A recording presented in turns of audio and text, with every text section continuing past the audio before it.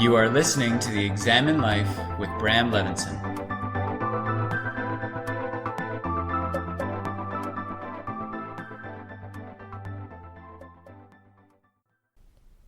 Welcome back to the Examine Life with Bram Levinson podcast.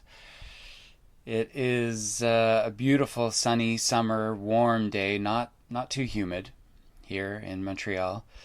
We have had quite the summer so far. We've had some serious heat waves, 5 of them so far, one after the other after the other. And to be honest, I think if we wouldn't have had them, people would have just moaned more about how 2020 was like the year from hell, you know. Everything has gone wrong this year and whatever. And so I'm very grateful that we've had this summer so far. There's still a lot more, hopefully, in front of us. And if you are from Montreal or you're familiar with Montreal winters, or you live somewhere where the winters are similar to our winters, then you know how much a good summer matters. Because with the winters that we put up with, if on any level the summer is subpar, you better believe that we're going to remember it. Only because we know what the potential is here. You know, the temperature here in the summer can go up to 40 degrees, and in the winter can go down to minus 40. And so if we have, you know, battened down the hatches and gotten through a winter successfully, you better believe that we want a summer. And this year we are getting it. I've also been very fortunate because I've been seeing, you know, my little bubble of friends, one after the other, in very sort of adherence to the rules kind of ways. But nonetheless, you know, in this deconfinement moment, it's those little things. It's the ability to see my people and to spend time with them face to face, and to come back to a little, I don't know, little normality or normalcy in life, or at least as close as we can get to it right now. And actually, last night, a friend of mine suggested that we get some Indian food from a restaurant that's not far from here, and so we did. And every time I go to this place, I always eat too much. You know, I get this one plate that it comes with like so much food that I don't know what to do with it. And I was ravenous yesterday. Maybe it's the heat, or maybe it's the working out. I don't know. But I was ravenous and I just ate it all. Just ate everything. And immediately, as soon as I got home, I was exhausted. Like already my body was in like, okay, now we got to process this. And so shortly after I went to bed, I woke up this morning exhausted. Like my body was still in digestion mode.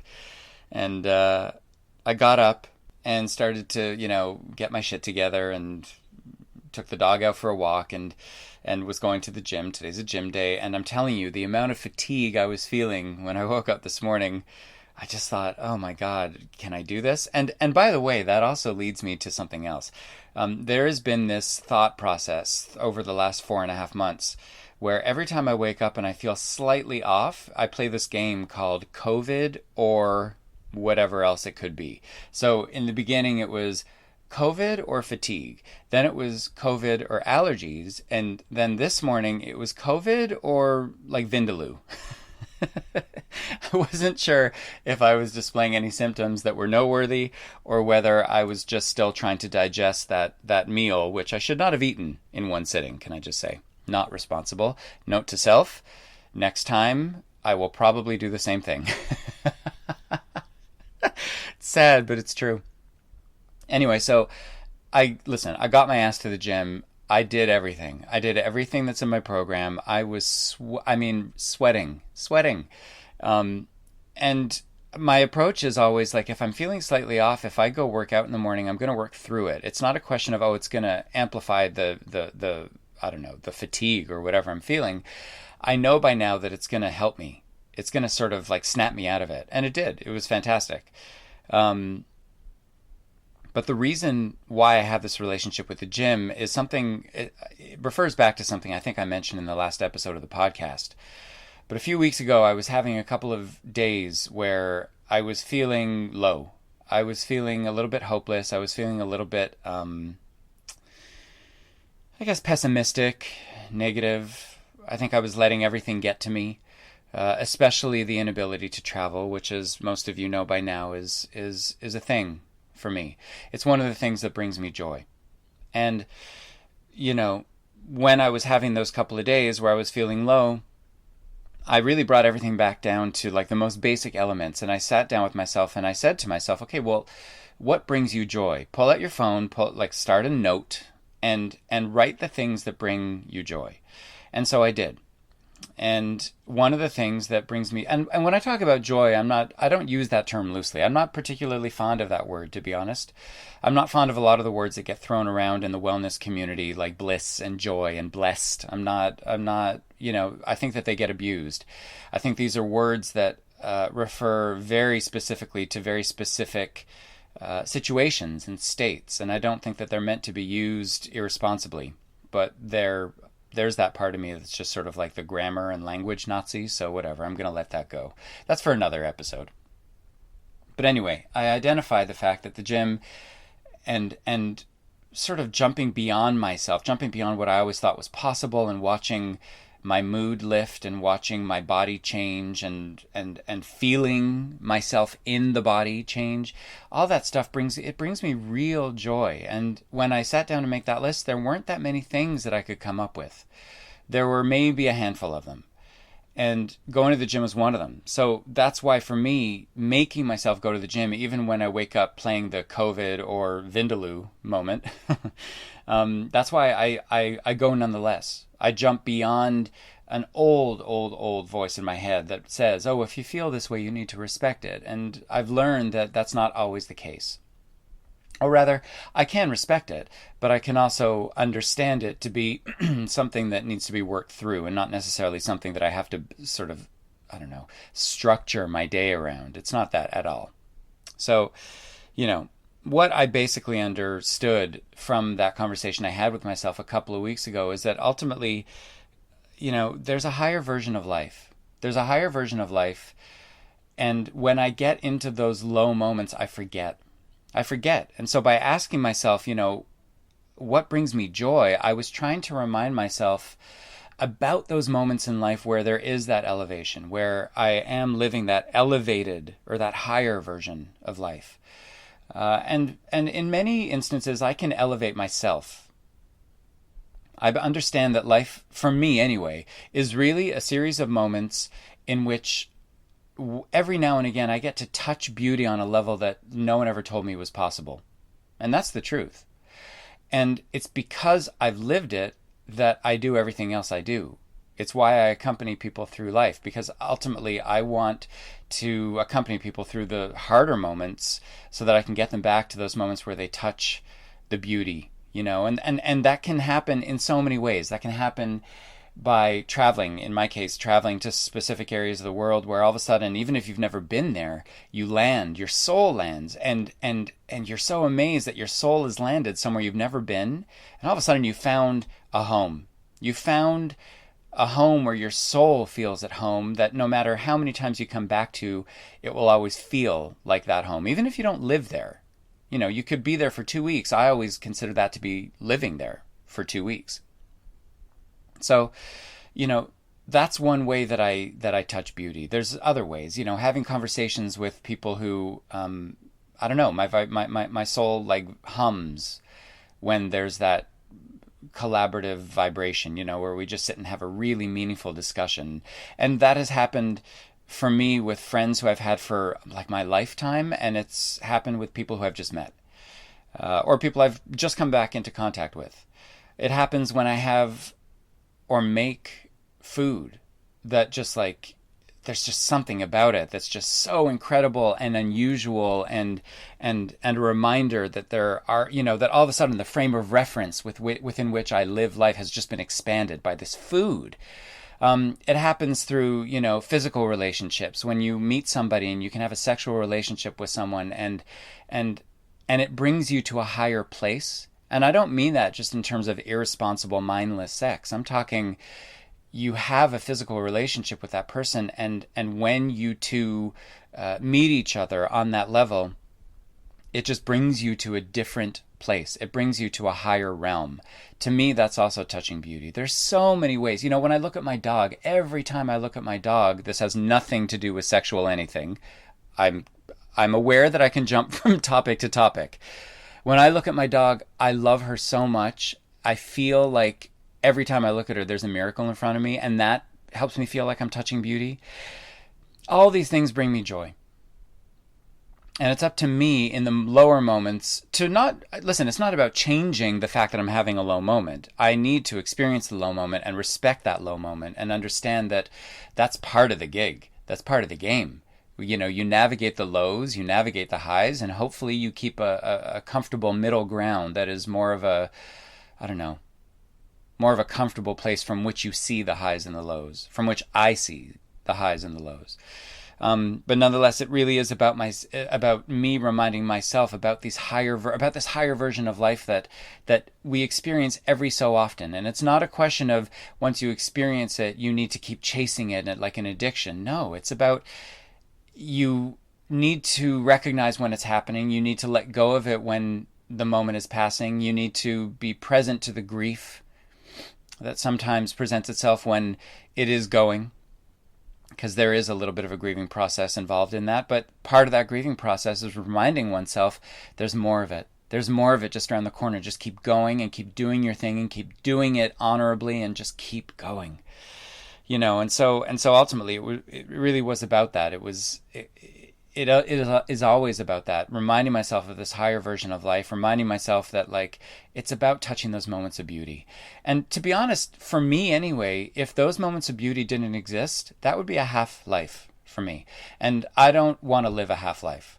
I want to live big, and I want to live expansively, and I want to inspire others to do the same. I want to inspire others to touch that beauty and to know what I'm talking about, and then to show other people. You know, because ultimately, if we can amplify this vibration of touching beauty, it means that we're not so dragged down by all the crazy that's going on in the world right now. And there is a lot of crazy, a lot of dissension, a lot of dissatisfaction, lots of division and fragmentation. And you know what? It sucks, but it is. Is that going to, you know, ruin my life? No, I refuse to. That's a decision, to be honest. That is a full decision.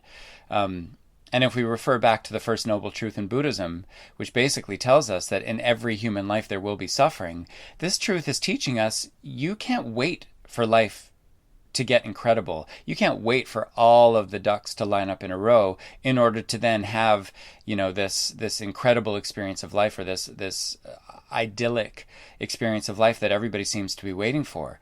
No, you've got to make that shit happen. You've got to do it on your own terms, in your own time, in the presence of all of the stuff that is going on right now, this very second, that has everybody up in arms. And I'm not saying that we need to ignore all that stuff. Quite the contrary.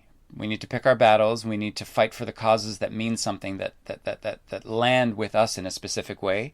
But ultimately, I know that it is our responsibility to touch these moments of beauty and to elevate ourselves and to elevate others in the presence of all of this stuff that could drag us down, that sometimes does drag us down into hopelessness and despair, so that we remember that life is not just like one thing. It's a totality.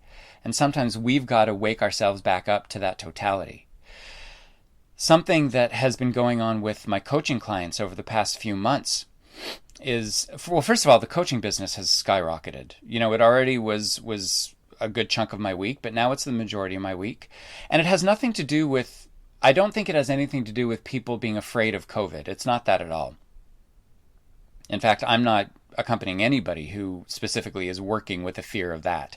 What I have been working with, or what I'm working with others, is the stuff that people are finally getting around to dealing with. It's old patterns. It's shit that they wanted to deal with and maybe never thought they had the right time, or the right time presented itself. Maybe they thought, oh, whatever, I just need to get on with it. Well, listen, whatever's going on, I think everybody has been presented with downtime now. And people have been forced to gaze inwards. And a lot of people are coming to me to say, okay, you know what, let's do this work and let's get it done. And it's fantastic. But something that I have noticed with a lot of the clients is that, you know, after a session or two, something happens, an epiphany occurs, and they have this massive realization pertaining to their situation, and it's like an awakening. It's like, holy shit, I was in this specific state. There was this desired state I wanted to get to. I just feel like I'm that much closer. Something just happened. I'm that much closer. I can't believe it. They get on a high. We have an amazing discussion, an amazing session. And then over the next couple of weeks, there's a low. And there's oh God, I just don't feel motivated. And I can't believe that there was that much greatness. And now I'm so, lazy and I'm not feeling it and whatever. And what I really wanted to get not only into this podcast episode, but what I wanted to get across to these clients of mine was that, no revolution ever occurred in a heartbeat. If let's say you're, I don't know, 30, 40, 50 years old, that means you've got 30, 40, 50 plus years of conditioning, of patterning, of thought processes and behavioral, patterns going on. You don't just undo it because you decided, okay, now's the time to sort it out.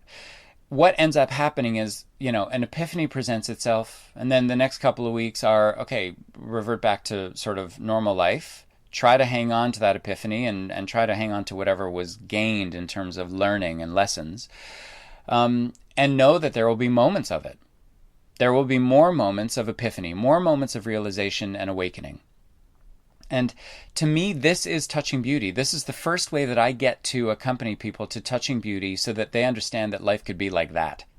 That whatever the cross is that they thought they had to bear throughout the rest of their lives isn't necessarily so. It's not necessarily that thing that is going to be, the weight that drags you down. That thing can also be, your greatest teacher if you're just willing to look at it and learn from it and unpack it and disseminate it and call it by another name and work with it instead of working against it or suppressing it or repressing it or shoving it in a corner and calling it by, someone else's name. So basically what I've been doing is I've been, just accompanying people not only through these moments of epiphany, but then these moments of like regression or seeming regression until the next epiphany happens, until the next awakening happens. And then all of a sudden, we're no longer seeing the trees, we're seeing the forest, we're seeing the big picture, we're seeing the pattern that has begun to establish itself in terms of moving from one state to another state, from, current state to desired state, moving towards a goal, whatever you want to call it. And what that is that there are going to be these 3 steps forward, maybe 2 steps back. But what has happened to a lot of people, or for a lot of people, is when they take those 2 steps back, what happens is within those 2 steps, they feel like they've reverted back to old behaviors that they wanted to let go of, or old thoughts that they wanted to be free from. And the second that happens, they think, oh, fuck, I messed it up. I fucked it up. And unconsciously or consciously, they believe that they have undone all of the good work, the hard work, the advancements, the epiphanies that were gained. And what I have been working to get across to them and what I want to get across to you is that is not the case. Work doesn't get undone. If you're trying not to, I don't know, smoke a joint in order to relax, you want to find different, healthier ways to relax, and you all of a sudden have this epiphany that you were, falling back on smoking the joint because I don't know what, it reminded you of the first time you smoked a joint. It was so great and the people you were with were fantastic and it was the golden age of your life. Then that's understanding why you fall back on the behavior is essential. And understanding why you're self-medicating is essential. So all of a sudden you go 3 weeks, 4 weeks without falling back on the joint. You find different ways to chill. You watch TV, you hang out with friends, you write, you run, you work out, you practice yoga, meditate, whatever. And then all of a sudden, 4.5, 5 weeks later, you're in an environment or on your own, all of a sudden you smoke a joint and you think, fuck, I just messed it all up. I just messed it all up. I'm here to say that you didn't mess it up. You absolutely didn't mess it up. I'm here to say that maybe whatever that behavior was that you were falling back on, if you recontextualize it and understand it, and maybe assign a different meaning to it, it doesn't need to be the crutch or the vice that you fall back on. Maybe sometimes you just want to smoke a joint or have a drink or go for a run or practice yoga, whatever it is that you have used to self-medicate. It doesn't mean that you've undone all the good. And if you believe that you did it for the wrong reasons, okay, well, I did fall back in an old pattern, then how you get back up from that is everything. Because if you believe that you have screwed everything up by falling back into an old pattern, so you stop that forward projectile of doing the work and finding what you're looking for, that's on you. That's on you. That comes down to a decision. Are you reminding yourself that life is full of these moments where you touch beauty? It's full of elevating oneself to experience life on a level where literally there is a vibration in the body where that feels like the blood is coursing through your veins, and you didn't know you could feel that alive, that you could feel that potent or powerful or awake? Or are you falling back into, okay, whatever, I guess I fucked up, I'm just going to stop trying? It's really essential for every single one of us to keep going. It is essential for every one of us to have compassion for ourselves and to not beat ourselves up when we have a human moment, when we have a weak moment. Acknowledge that this is going to happen. Be ready for it to happen. Don't instigate it happening, because then that's bypass as far as I'm concerned. But understand that, yeah, there are going to be moments where, you do sort of revert back. And that's okay. There's nothing wrong with that. There never was anything wrong with that. So it's how you get back up and keep moving forward that matters. It's about your journey. And it's about understanding that that journey may not happen as quickly as you would like it to happen. It has its own timeline and it has its own process. But what matters is that your state of mind, your focus, what you are, I guess the meaning that you are assigning to this stage of your journey and your life matters. If you tell yourself, okay, you know what, I'm about to go on a ride and I don't know where it's going to take me, but no matter how many times I fall off, I'm going to get back on, that's what matters. That's what matters. This is self-regulation. This is discipline. This is keeping your eyes on the prize. And I think that every single one of us has the opportunity to fall off of that ride and to fall back into old patterns of laziness and beating ourselves up and, like self-flagellation, that kind of thing. I think that every one of us has to remember a very basic principle, and that principle is that most of us have operated from the place where, what if this is not going to happen? We have operated from the belief or the thought that has us asking, okay, well, I want this desired state, but what if it doesn't happen? And so we believe that the potential for it to not to happen is great, in which case it's easier to give up, it's easier to fall back into old patterns and to stop doing the work and to stop striving for a higher version of life. I want to turn that belief, that thought around. What if it could happen? What if what you want is literally a month or two away? What if it's a year away?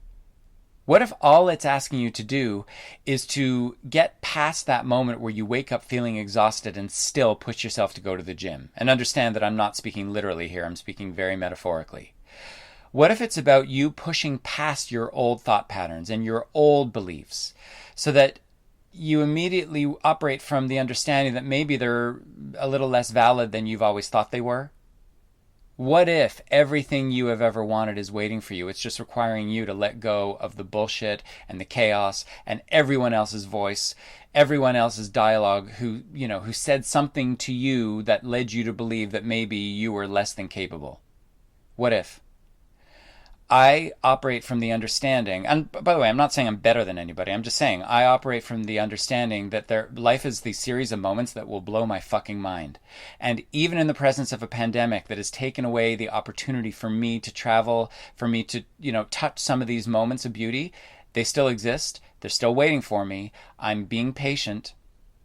And in the interim, I am doing other things that allow me to feel that same elevation. I'm eating food that is blowing my mind. I am spending time with people who fill my heart, whether that's, on the phone or in person or through video chatting, conferencing, whatever. I'm hanging out with my dog. I'm enjoying summer. This is a choice. I could sit inside afraid of a virus, afraid that I'm going to catch something, afraid that, I may bring it to someone, or I can, be responsible and do everything I have to do and go out and enjoy this shit now. Enjoy it now. Enjoy all of it now, especially in the presence of everything that would pull you away from enjoying it. So basically, what I'm saying is, if you are on a journey towards self-discovery, towards amplification, towards your world becoming even, bigger and more vast and more promising and full of hope than you ever thought possible, don't get discouraged when shit gets a little bit real. Don't get discouraged. Experience it. Understand that it's going to pass. Remind yourself that it is a moment. And then pick yourself back up, dust yourself back off, ask yourself what you can take from it that is going to help motivate you through the next weak moment, because they are not just few and far between, and keep going. I want every one of you to find joy right now in this second. As I'm speaking, as you're hearing these voices, as this voice, as this voice is resonating in your brain, I want you to feel joy. I want you to experience it as much as possible. And to be honest, I don't know why I want you to, but I do. Because you know what? Maybe I do know. Maybe because if I can transmit this to you, maybe you can transmit it back to me. And all of a sudden we've created this ecosystem in which everything is symbiotic, in which we are elevating each other over and over and over again. I want this. And you know what? I'm experiencing it. So I want you to experience it.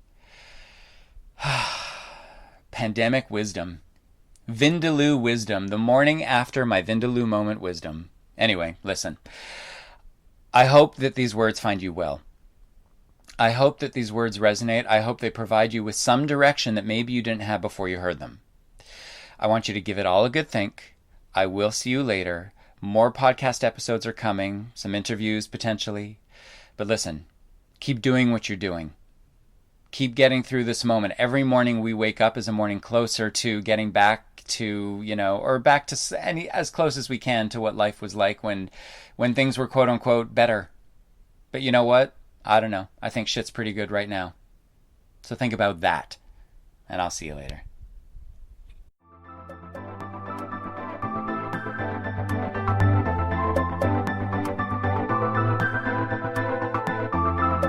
This has been the Examine Life with Bram Levinson.